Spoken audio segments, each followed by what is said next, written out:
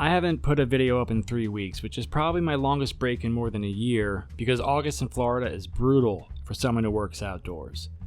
I got a long essay written on Mortal Shell, Hellpoint, and what makes it great Souls-like, but I've just been too tired after work every day to get it done.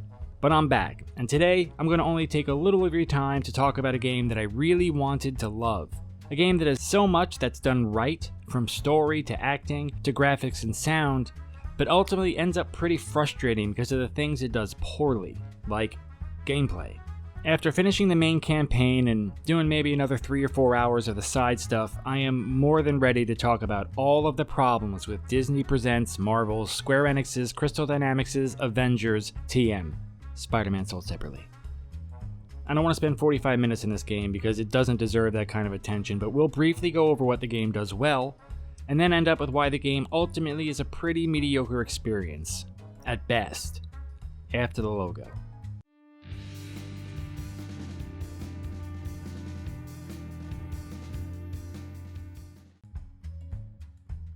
Story. I'll preface this by saying I've never been interested in comic books, and I don't care at all about these characters, really. The Avengers movies were all pretty good, the recent Batmans were good, but I also found the latest Superman and Spider-Man movies boring. I basically judge all of these properties only on what I think of them. I don't have any preconceived notion about what Batman should be like, or what Superman should be like. I know enough to realize that these characters have wildly changed over 70 years, and they've been presented a million different ways.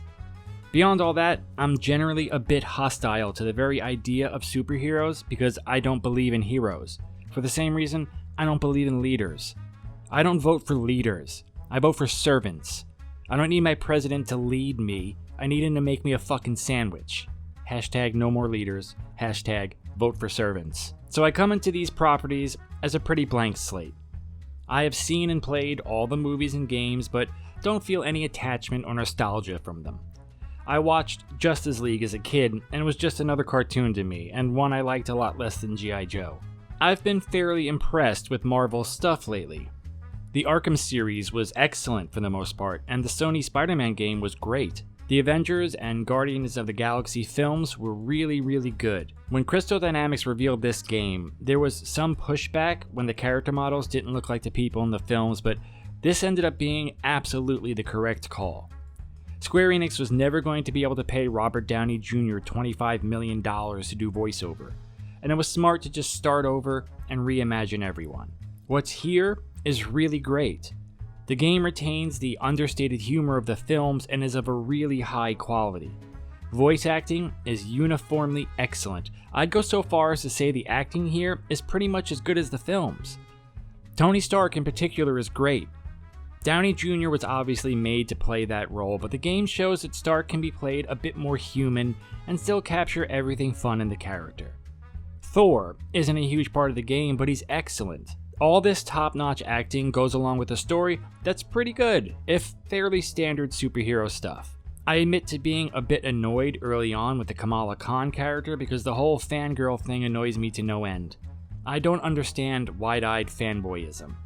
Maybe it's because I've known a decent amount of people who've become very successful in music, but I just don't get hero worship. I used to tell my kids, every time someone at school starts talking about George Washington like he's a god, remember that he took a dump in a bowl every day of his life. But even her eventually won me over because she's well acted and well written and funny, and her banter with the rest of the team is just fun. Crystal Dynamics did an amazing job on the cutscenes and set pieces here, even though the whole thing is very short. All of Crystal Dynamics' recent games have had huge production values and have been good action stories. But it's important to note that while the story is a fun diversion, it's not good enough to justify $60 on its own. The Arkham games had great stories, mixed with excellent gameplay and long campaigns. That's not what you're getting here. You're getting a main campaign that's probably half as long as the Division 2 or Destiny 2's launch campaign. The storytelling here is better, but that's the only thing that's better than those games. There are very few games that have stories good enough on their own to make them worth their price, and this is not one of those games. It's well done, there are high production values, and it's a fun little ride, but it's not anything you'll remember a few months from now. It is a solidly above average video game story. graphics. Crystal Dynamics' Foundation engine has been one of the benchmark graphics engines for the last generation. All of the Tomb Raider games were amongst the very best looking around when they released, and the Shadow of the Tomb Raider had some of the nicest ray tracing around, though to be honest, the game's lighting looked amazing even without that. So Crystal Dynamics is known for really pushing graphics forward.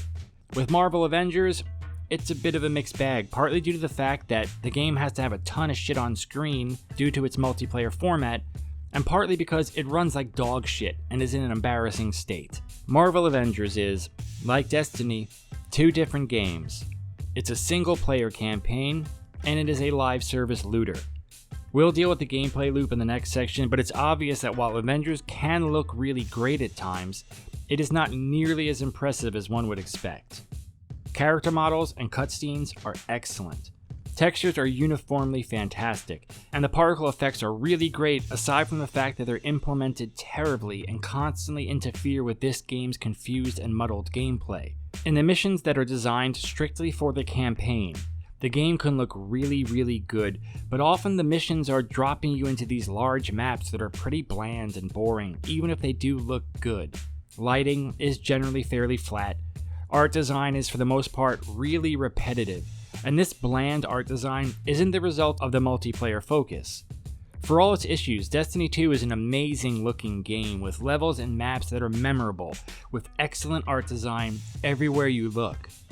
The Avengers has a few really great maps, but mostly it's just the same forest, desert, and city streets that are just kinda disappointingly generic. I accidentally discovered near the end of my playtime that buried in the Steam DLC tab, under the Avengers properties, is a 26GB enhanced texture pack.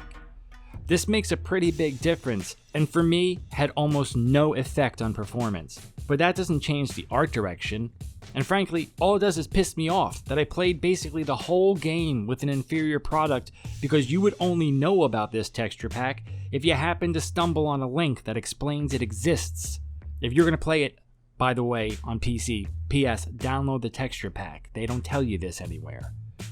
Now, it may seem like I'm not giving the game enough credit for its presentation in what is an objectively great looking game, and maybe that's true, but if it's true, it's because performance. I have a pretty decent PC, like it is ridiculously above this game's supposed minimum requirements, and nicely beyond its recommended.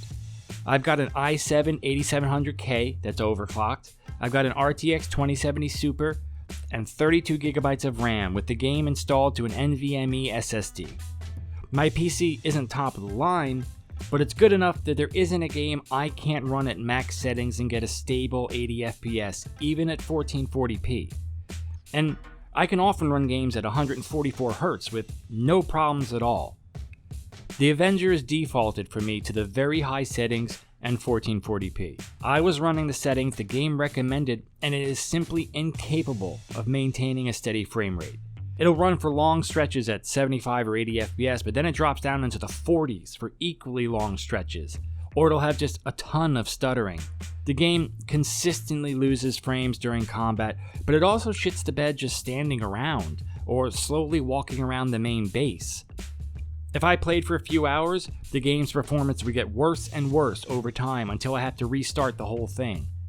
Unfortunately, even playing solo, the Avengers does not have a save system, so if your performance shits the bed in the middle of a 30-minute mission and you want to reset the game, tough shit, you start over. Oh, and the game crashes to the desktop regularly. I had easily 6 hard crashes in like 15 hours of gameplay. Totally unacceptable. If it ran great for you, that is awesome, but I don't have these issues with any other game. The last game I had issues like this with was Anthem and Fallout 76, but that's a Bethesda game, so it doesn't even really count. This game wants to be a competitor to Destiny 2, but I run Destiny 2 on Ultra at 1440p at 130 FPS with no crashes ever. Avengers isn't a stable, polished game, and if you're going to have a game that can't be saved and requires missions to be 15 to 30 minutes long, you need to make damn sure it doesn't wipe all of my effort because it's broken. Plus, the game is just riddled with visual bugs. It consistently fails at lip syncing, and I don't mean it's bad lip syncing, I mean the game just consistently stops making people's lips move, even when they're talking. The TV news reporter is the worst example of this. There were even times that the television reporter would disappear, leaving only his microphone floating in midair. Freezing, stuttering, FPS drops, visual bugs, music dropping out, the game just doesn't run well, period. I know that they'll patch this out soon, but I'm just sick of games releasing in a state like this, man. The Avengers' performance significantly hurt my experience. Gameplay. I think I've made it pretty clear in my videos that I am a gameplay first guy. If a game has a good story, that's cool, but unless it's a really, really great story, I don't really care all that much. Rare is the game that has a story so great it can hide mediocre or bad gameplay. The Last of Us games have very average gameplay, but a world and story so excellent that it doesn't matter.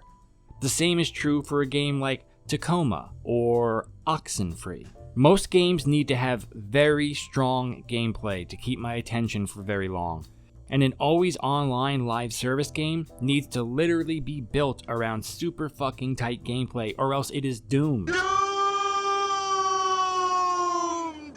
Anthem felt pretty decent to play, but it was nowhere close to good enough to justify more than 15 hours or so. Avengers puts together a pretty good story campaign that is far too short, because a bunch of time is put into making this game try to be a co-op live service game for some reason. It's very easy to understand why they'd make it multiplayer. I mean, an Avengers game lends itself to co-op play, and the different characters are ready-made classes, but it didn't have to be a live service game. This game is simply not good enough, and the heroes don't feel all that much different to play. Its core loop is poorly designed and boring. Its loot is pointless and annoying. Its missions aren't set up well for the type of game they're trying to make. Let's start with the basic combat and exploration, because that's the meat of the game. You'll spend the vast majority of your time running to one of 4 different submissions and then killing like 1,000 robots before running to the next one. The first thing I do in an action game when I get control of my character is run in a little circle. I can almost instantly tell whether I'll like the way a game feels in 3 seconds of running in a circle. In a fast-paced action game, characters need to have a very tight turning radius so that being hit isn't a result of animations being too stiff or the camera and character spinning too slowly. Let's look at some very good action games and how the character looks running in a circle, shall we?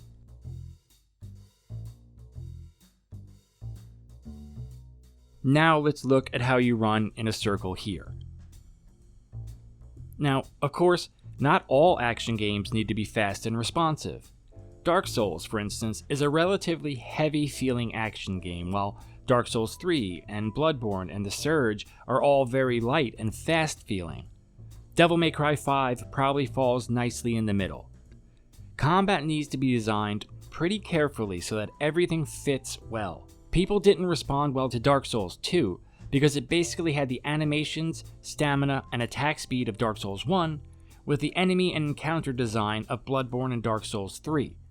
The speed of the player's abilities didn't match the design of the encounters, and as a result, it often felt frustrating and annoying, even though actually over time I've kind of come to like Dark Souls 2. Also, and this is important, it just felt shitty to move in Dark Souls 2. Marvel Avengers has very long animations. Attacks take just a bit too long to come out because animations have been created to look really great, but not to feel really great. Punches and kicks come out at a realistic speed, and the characters' animations look very convincing. This is the kind of animation you'd do if you were creating a Souls-like, a game that requires precise timing and input queuing. But they don't feel great here because they're a bad match for the enemies and encounters that Crystal Dynamics has settled on. They have the movement and animations of a challenging game against a few tough enemies, but dropped them into a horde mode with 1,000,000 enemies on screen. The game puts a never-ending stream of enemies that literally spawn in around you. They're on the ground, in the air, on towers, all over the place. And that makes sense because the game is a brawler and a co-op game. What's harder to understand is why even the most basic fodder enemies have so much health, and why the game relies heavily on a parry and guard break mechanic that don't really work all that well, and don't feel good, and are in a game where the parry tells are often impossible to even pick out because it's covered in particle effects and multiple enemies all around you. The fundamentals of the combat feel like they were once paired with a slightly different game, to be honest. When you're fighting bosses one-on-one, the combat system here feels really good. It's easy to pick out attacks, there's a nice give and take, and a good mix of offensive and defensive abilities. In fact, the boss fights or encounters with only 3 or 4 enemies at a time feel great, like a really good game. It's these encounters when it hits that rare sweet spot where it feels controlled and solid. But a good rule of thumb developers should use is this: either few enemies with a lot of health, or a ton of enemies with low health. All the best action games from Bloodborne, to Doom Eternal, to Destiny 2, to Spider-Man abide by this rule. Crystal Dynamics decided to make even their basic mobs in a mission you are over-leveled for take 8, 10, 12 hits to kill. And that is a real problem, because while the game does have some cool abilities and powers, they are on ridiculously long cooldowns. So the vast majority of your time playing is constantly mashing XXXY or YXXXY. Almost all of the characters have the same combos. Actually, I think all of them have the same combos, and they all feel very similar to play. And unlike good action games like The Surge or Ghost of Tsushima or Devil May Cry, the timing of these combos doesn't matter. If a game is built around combos, it needs to make them a mechanic and not just mashing the button. Avengers has no penalty for just mashing. You can cancel any attack to block or dodge, and the game doesn't give any bonus for properly timing your attacks. It's the kind of game that you can't even really master, because there's not enough here to even learn. I'm assuming that they were trying to make an ultra-casual Destiny, but is that a genre that even has a market?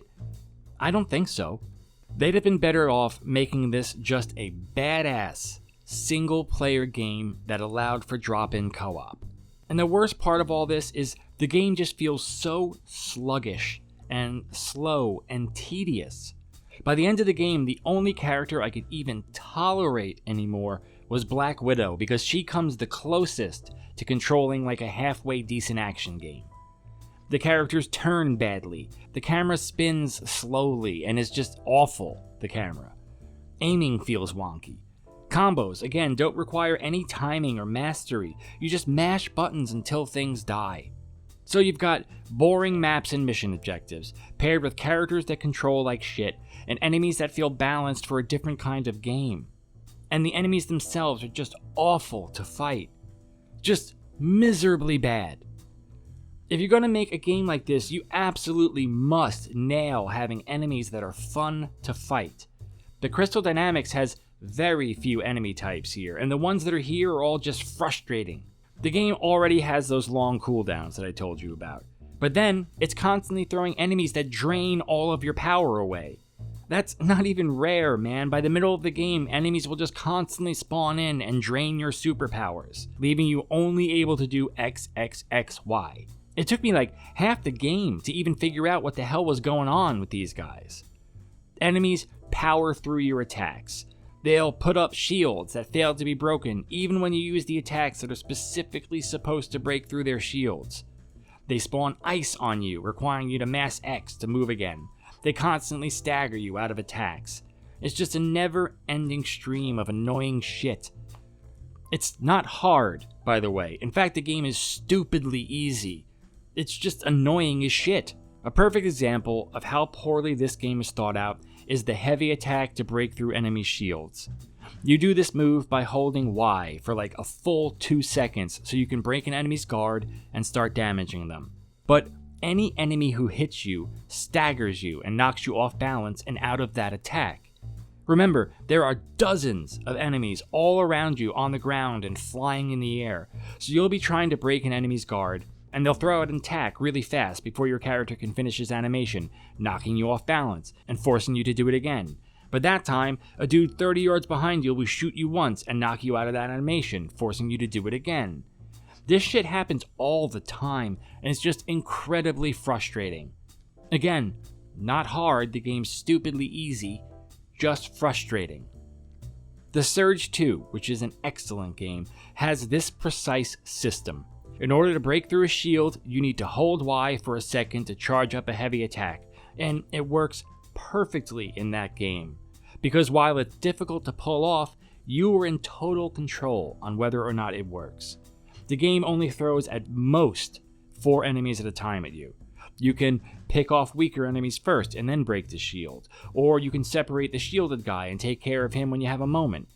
In a game with 30 enemies all around you, you're not in any kind of control here. It's honestly basically luck. You can't see behind you. You have no control over whether or not a turret opens up and shoots you. As a result of this sloppy combat, the game can't have any real stakes. It can't be hard enough. Dark Souls, The Surge, even Arkham can be very difficult because failure is almost always your fault. The Avengers is piss easy and boring because the very design of the game is too chaotic and busy to push the difficulty up without being stupidly frustrating. The 4 or 5 times I ended up dying in this game pissed me off more than the 70 plus times I died in The Surge 2, because those 5 deaths felt totally random. Then there's that parry system. I happen to love parry mechanics in games, but a parry system requires a limited number of things to focus on. It's very strange to have a parry mechanic in a game with 25 enemies all around you. You will constantly be fighting like 5 small minions and 2 big heavies at once. The Arkham games also rely heavily on this kind of parry and counter mechanic, and that game often pits you against as many as 10 dudes at once. But those games have a much finer rhythm to them. Enemies don't all attack at once.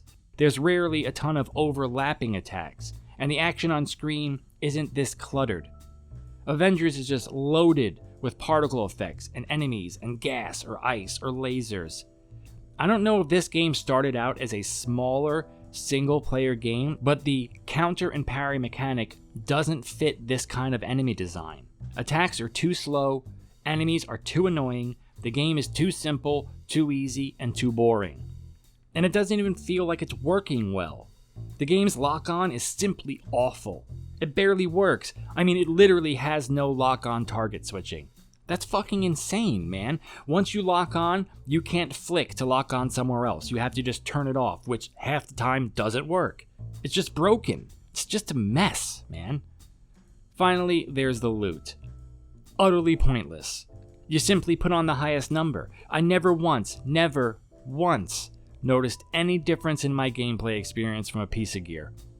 Changing your mods in Warframe matters. You feel it a lot. Changing your weapons and armor in Destiny matters. It matters in Diablo. An 8.8% resistance to frost damage isn't fun. A 13.6% chance to create an explosion on headshot? That sounds cool, but either that explosion is tiny or they're busted because I never once saw it happen. The gear is utterly useless and meaningless. What's worse, the game literally pops up during combat to insist that you put on the better gear you found, so you're constantly pausing and playing around in menus. Terrible, shitty menus that are laggy and slow and often just fail to load items. They are like Destiny 2 on console quality menus, except on PC. Oh, and also everything in the menus is useless garbage that doesn't change your gameplay at all, as opposed to Destiny where the stuff in those menus is cool. So in the end, what do we have? The single-player campaign starts and ends with the kind of kick-ass, top-notch level and mission design that Crystal Dynamics is capable of. In between those 2 missions, and afterwards, you have a really bad loot grinder with garbage loot. I am a player of these kind of games. I've got over 2,000 hours in the Destiny franchise, probably triple that from back in the days when I played Warcraft. Warframe, Borderlands, Diablo, Torchlight, The Division, I like all of these games. The very best of them combine kick-ass, top-of-the-line gameplay and meaningful loot to keep you playing. The second tier usually does one or the other really well. Diablo and Torchlight have meh gameplay but amazing loot. The Division does both competently but neither amazingly. I would keep playing Destiny 2 even if the loot was total garbage, because it's one of the best shooters ever, with great enemy design, strikes and raids that are really well designed, and even story missions that are all unique and memorable. But the Avengers does none of these things well. The gameplay isn't average, it's below average. The loot isn't average, it's useless. The actual campaign has some really good moments, but most of it is just running around doing the equivalent of Destiny patrols. There's no strikes here, no dungeons, no raids, there's no gameplay hook at all. The story is good, but it's like 8 hours, and most of it is so minimally interesting you will totally forget about it. The maps and missions don't feel designed, they feel stitched together. The combat feels like it was designed back when the game had a different focus. You're left with a superhero story about as good as you can want, a really great collection of acting, cutscenes, and story beats, but a gameplay design that's just below average in every way. Sluggish movement, slow and tedious combat, far too easy, maps that feel like they're procedurally generated, and missions that are, again, a collection of Destiny bounties and public events, but less interesting. Making this game a live service basically ruined what could have been an exceptional title. Instead of doing what Crystal Dynamics does best, they focus on the things they don't do all that well. Crystal Dynamics is at its best in the Tomb Raider games, creating well-designed levels, a good story, and simple, tight gameplay and platforming challenges. Those games feel extremely polished, and not just technically, but everywhere, from the story to the combat to the exploration. It feels really well thought out, those games. I really love them actually, even though they are fairly casual and not hard enough. The Avengers feels like a lot less than the sum of its parts. I honestly cannot say it's worth $60, and remember, I am a pretty forgiving guy on price. I am perfectly willing to pay $60 for a 6-hour campaign if I love it. This campaign is entertaining enough to be worth playing, but maybe at $35 at most. The acting and story are probably an 8.5. The gameplay and levels are a 5. It all adds up to a 70. It's a barely passing grade, the kind of grade that means your dad can't whip you with his belt, but he can still make clear how much you disappoint him. The Avengers is the definition of disappointing. It shows all the stuff that makes Crystal Dynamics one of gaming's best studios, but it has none of the heart and craft that makes their games a joy to play. Alright, Mortal Shell, Hellpoint, and what makes a good Souls-like is up next. Hopefully within 10 days. I'm also going to have a video on Destiny 2's content vault and what utter bullshit it is. Alright, thanks for coming. See you next time. Bye.